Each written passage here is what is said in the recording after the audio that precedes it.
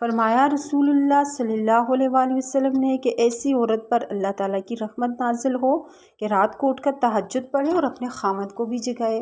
اور فرمایا رسول اللہ صلی اللہ علیہ وسلم نے کہ سب سے اچھا خزانہ نیک بخت عورت ہے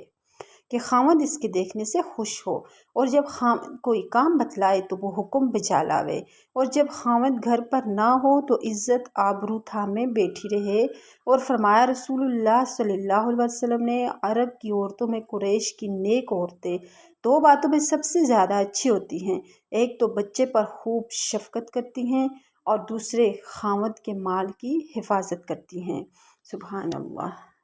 فرمایا رسول اللہ صلی اللہ علیہ وسلم نے کہ ایسی عورت پر اللہ تعالیٰ کی رحمت نازل ہو کہ رات کو اٹھ کر تہجد پڑھے اور اپنے خامد کو بھی جگائے۔